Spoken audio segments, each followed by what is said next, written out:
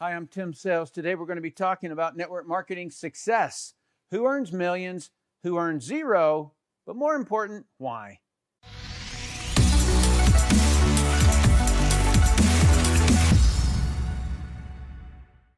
Okay, so this particular video was inspired by an interview that I watched concerning investments, stock investments.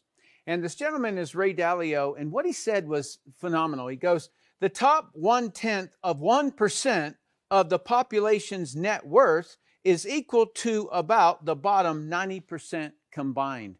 I'm going to illustrate this. Okay, so here is the bottom 90% of the U.S. population, and then this is about 9.9%, and then that little tiny thread right there would be the top 0.1%, okay? And their wealth is equal to the bottom 90%. And he calls this the wealth gap, all right? What I really loved is what he said about it.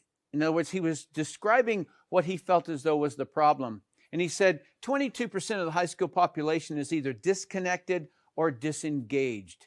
And the reason that spoke to me is because I've been in the industry of network marketing for 30 years. I've taught a network marketing certificate course at the University of Illinois at Chicago, was interviewed by Larry King, consulted a couple of hundred network marketing companies, and have built huge organizations. And so for me, I've been involved and very deep in it, and this nailed it because it's the same thing that I've seen in the network marketing industry. So what I want to do, if you really, really do want success in network marketing, I didn't glaze over the top of this topic, all right? I really drilled down into it so that you can really get a conceptual understanding of what it takes, okay? So let's dive in. So this right here is a grid that I created, and let me walk you through the levels here. Okay, so these are the columns I'm going to be talking about. This is the ability, right? Everybody knows that there are some people who are bad at network marketing and some people who are elite, and there's levels in between. And if we were in school, the grade would be an F student would be bad, a mediocre student would be D, good student C, excellent would be B, and an elite would be A, okay? And so then over here is this column that I created called relationships, which is basically what does this person do to their relationships? And this is their activity level, this is their knowledge level, and this is the generalized income in that particular category. So let's run through these real quick. So your bad student is unprofessional with relationships. They damage the relationships. They state falsehoods. In other words, they lie, or they make income claims, or they make product claims. They're likely to spam people either by email or by phone or on social media, things like that. That's where you typically see that behavior. The activity level is very low, sometimes sporadic. Their knowledge level is low, and they don't make any money. They lose money, in fact. And they are the ones that typically end up on like 60 Minutes crying and playing victim because they bought inventory and couldn't sell it, and they were stuck with it, and poor pitiful me kind of a thing. Those are the people who are typically in that scenario. Let's go to the second one. Your mediocre, your D student, is mostly unprofessional. They harm relationships. This is damage. This harms them. They cause an awkward strain. That's the person who sits at the Thanksgiving dinner and won't shut up about their program, right? And that conversation that just continues and continues, it creates a strain and an awkwardness, and then the other person doesn't want to be around them anymore. All right, so that's typically what happens in that scenario. The activity level is low, they complain a lot, and they provoke trouble. Okay, so it's this particular group that I've noticed, these people are not connected enough to cause problems. These people are connected enough, and so they're the ones that are always going to be pointing to problems, right? So the elite people solve problems, and the D student is the person who's always pointing out problems. They're the ones that are going to point out a typo, right, on a website or something like that. Knowledge level is low. They lack certainty. Okay, this one is a big one for me because they don't know the difference between a pyramid scheme and network marketing. And so they themselves are not even certain about it. They're not certain about their company. They're not certain about the products. They're not certain about a comp plan. So that's what they, in essence, emanate to other people. They can make, and I was generous, they can make up to about $10,000. The next level here, your C student, is going to be frequently professional, good activity level, good knowledge, and they'll make up to about $75,000 a year. Your excellents are mostly professional, high level of activity, high level of knowledge, and make up to about $250,000. And then the difference here of the elite is they're always professional, very high activity level, very high knowledge level, and they make millions. I'd love to know what your experience is. If you can just drop a comment down below and tell me what you think about this. Have you seen the same thing that I've seen? Or maybe if you've seen something different, please put it in the comments down below. All right, so this is great and everything, just to kind of look at it and say, huh, that's interesting. But what I did is that just like what Ray Dalio did, what he did is that he was trying to come up with why. And I have a correlation that I'm going to drop on this side of the screen here, that over the 30 years, I've been able to accumulate this interesting correlation. Let me show this to you. I named it training interest, and it's because I'm typically the trainer in the scenario, right? But you can view it from that you're the trainee as well. So what I'm always looking for is, how interested is the person in training, right? So if they reject training, then they can't get better. But if they absorb training, if they take it and they really study it, then the outcome is quite different. And so on your bad student here, they have no interest. They don't train. Okay, you send them training, they don't do it. You ask them to come to an event, they don't come. The mediocre, they have a low training interest and they complain about training. Remember, these are the ones that provoke trouble. Well, they complain about training. Oh, well, that trainer, that speaker wasn't any good. Or that, it was too long. Or it was too hot in the room. Or whatever it is. They're constantly distracted. They're the people who are on their phone during the training. Or they're not even in the room. They're in the, outside at the tables out there. And they're just hobnobbing with everybody and, shooting selfies and things like that. So if you send a contact something, they'll say, well, I watched some of it. Okay, they won't watch all of it. They don't have the time to do training. And then in that case, the upline must bypass that person if they want to try to salvage the team underneath the person, if they do bring someone in. Okay, so the good person, they have good interest, but it's one-way training. And what I mean by that, they don't relay the information to their team. They just receive it. And they won't rehearse. Okay, so that's a fundamental thing that I've seen that keeps a person under that 100K, is because they don't rehearse, they don't refine, they don't take that content and then say, okay, so I heard it, but now let me see if I can write down this and then get on the whiteboard and sketch it, right? So that's what a person does when they rehearse.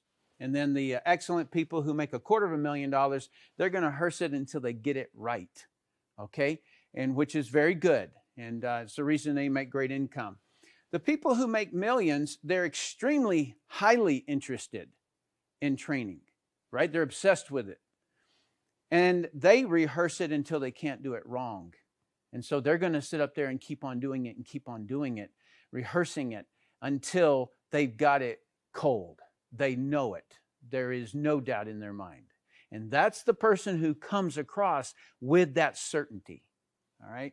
So if you were to just take a look, and this should be pretty obvious, but let's say you have 4 students who go to a school or show up in a training. One person comes there and they're there, and that's all. They're there. Okay, so they're sitting back, they watch. They're more interested in what's going on over here, and somebody starts opening a candy wrapper, they're over there looking at what they're eating, and so they're just kind of disconnected, just like what Ray Dalio said. They're disconnected. Then you've got your second student, and that person is engaged. They're there, they're watching, but they don't do anything with it. All right, so they're interested in the topic, but it's more from they want to create an opinion out of it. You know, well, I got an opinion about it, right? And then that next student is the person who takes notes. They, they like think of it in terms of like how they can apply it. And then that other student, that last student, and that's going to be the person who's going to make millions. That's the person who doesn't stop at that training. They're going to take their notes back and they're going to break it down. And then they're going to implement it into their own business. They're going to work with it and, like stretch it this way and stretch it that way and try this and try that. And then look at their outcome and kind of debrief on what they need to do better. And then they keep on with iterations of that until they nail it. Okay, so that's the fundamental about what happens to high school students that go on to be billionaires or millionaires, and the other ones are the ones that Ray Dalio was talking about, right? The 22 that are disconnected or disengaged. And so it's not any different in network marketing. And so what I want to do is walk you through something here, because it's very important to me that you really get your hands around the discovery of all of this, all right? Like, how did this come to be in my world? Well, first of all, I want to talk about this concept called the why. Now, most people, when you talk to them, they'll say that the number one most important thing is your why. And I've heard it said, if your why doesn't make you cry, it's not going to motivate you, or something like that. And that versus training interest, which is what I just talked about. Well, my background before was I was in the U.S. Navy Spec Ops in the dive team, and I've seen people drown. Okay, so was it lack of why? I don't know if you've ever held your breath longer than you thought you should. But there's a communication from inside your body that says, you will find air, right? And but sometimes it's not enough. Why not? Because training.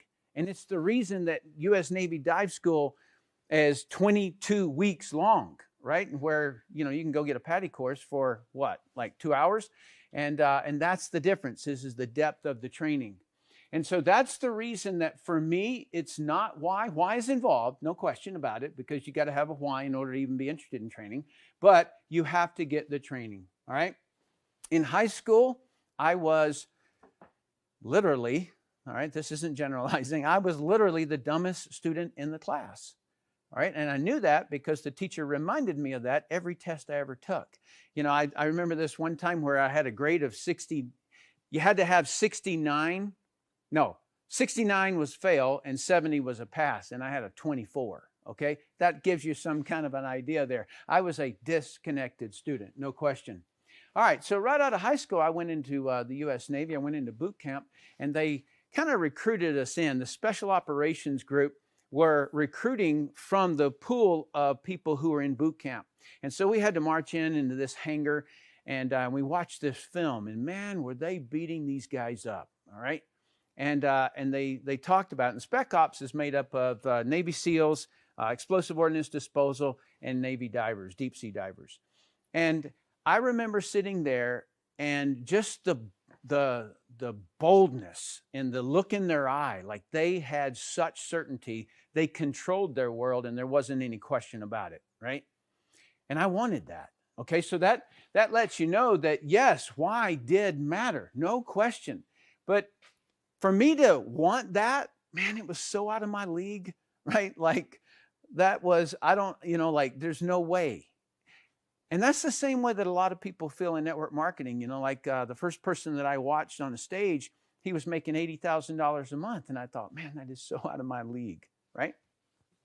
So I went into Spec Ops. Took me 4 years to get there, continually requesting for it. I finally got it, all right? Knowing that I didn't know, like I knew that I was going to be the dumbest student in this class also, ended up being my greatest asset. All right? Let me tell you why. Because I knew that I had to work harder, so I woke up early. I rehearsed the knots that we had to tie underwater. I would, I remember, continually moving the regulator over the manifold so that I always got that right, because it has to seat up against an O-ring. All right. Now, I know I'm giving you specifics, but what I'm doing is that I'm getting you back into my life at that time where I wasn't satisfied with just showing up to the class. I wanted to rehearse it so that I wasn't dumb on the subject, right? So that's the reason that I would wake up early and do whatever it did just to go over it a few more times before class, all right? And so I worked harder, and that ended up being my advantage. In that community, and now I'm really starting to push in on what network marketing is all about here. In that community, training was the culture and still is. And what do I mean by training was the culture, right? Instructors assumed we knew nothing, just as we as leaders should assume that the new person knows nothing, all right? The first people that they cut, and they cut most of the people out of the class, the first people they cut were the arrogant ones. Well, now you would think that it had to do with something else. No, they were just the arrogant ones. And what the instructors later told us is the arrogant people who think they know, they can't learn. And they are constantly the ones who cause problems on the battlefield. And so they were the first ones cut. So what do I mean by training was the culture? We leaned on training, like this table right here. I'm leaning on it.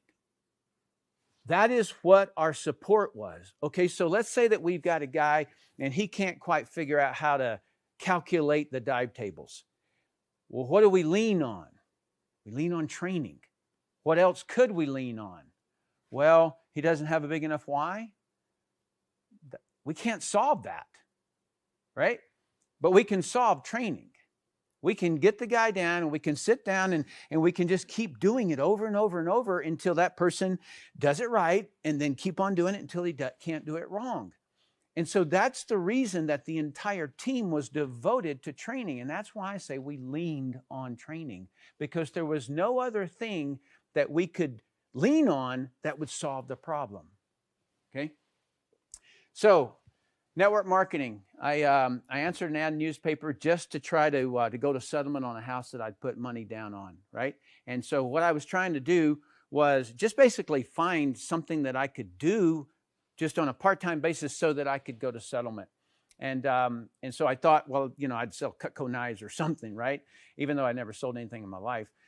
And the ad, as I went through the Washington Post newspaper at the time, now this is going back like in 1989, every single one of the ads said experience required, 2 years experience required, 4 years experience required. Well, I didn't have any experience.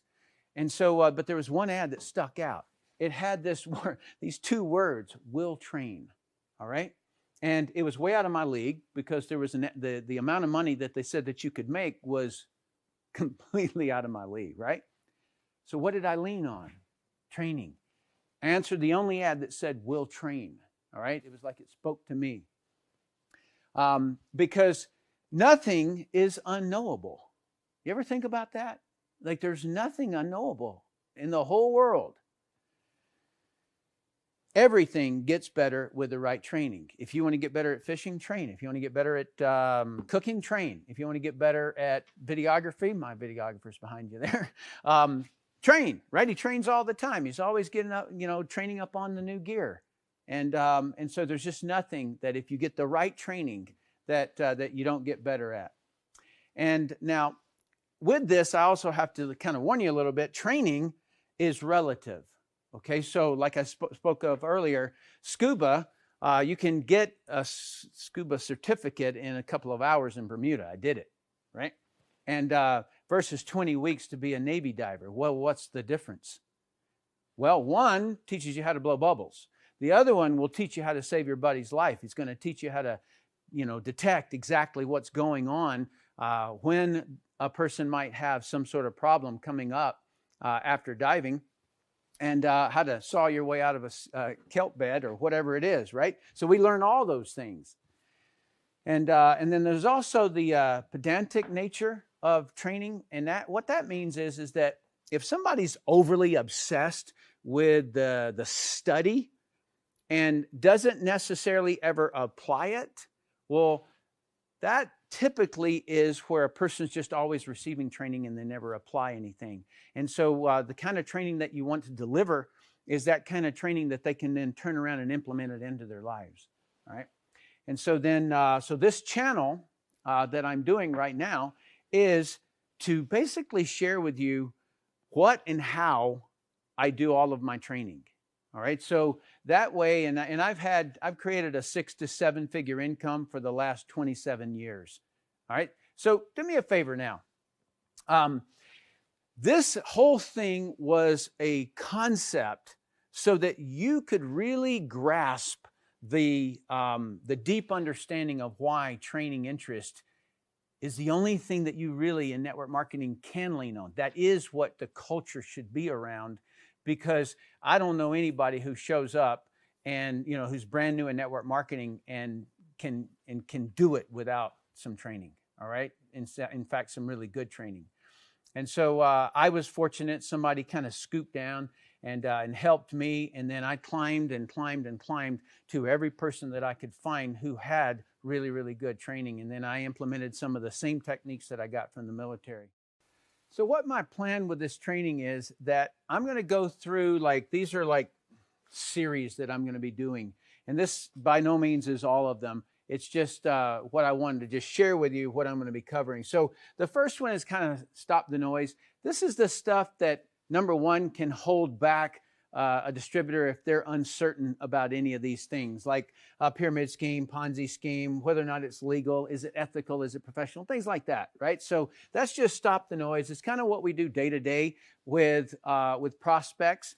And so that's number one. Number two is to understand network marketing. I did a training one time with a group of leaders in a company, and it was very interesting to me. They really didn't know what network marketing itself was. They only knew what their company was, and so they had no idea what network marketing actually was. And so, and if you don't know what network marketing is, you can't differentiate it from a pyramid scheme or a Ponzi scheme or an illegal network marketing company or a legal one, right? So, so that's understanding network marketing. And then I'll get into then after that part, because these are the day-to-day actions. And then this is building. How do you build? Right? So I have something called the training runway, where you got to have the right timing to where that you train them enough so they don't plow into the wall. But you've got to get them to flex their wings a little bit to take flight, right? If the runway is too long and they train and train and train and train and train, they'll never get out of that as an occupation. So they'll be professional networkers who never make a penny. And then just like what to do, and then what are my daily actions, right? So like I have had the same daily actions for around 29 years. Then so they really, really are the daily actions that make money. And then generating leads, what to say it, how to follow up, and then how to start new reps. And then of course there's leadership. And as the very, very old book says, that there are no bad teams, only bad leaders. And I have seen that again and again and again. The leader is the one who sets the standards. What's the performance of the daily actions? What do they do? And so you set that standard, you get everybody to it, and then you raise the standard and get everybody to it and you raise the standard. All right. And so there's techniques in how do you go about doing that. And so you just keep on repeating that. So this is what I'm going to be covering. If you have training interest, then I highly recommend that you subscribe to the channel. When you hit the subscribe button, also click the little bell so that you get notified when I come out with new videos. And then most of all, I really want you to comment down below. Give me subjects that you want me to cover, because I love those. And then I like to read like what you thought of different parts of what I covered here, because it helps me articulate it better next time or whatever. So regardless, I so appreciate you watching the video. I look forward to seeing you in the next one.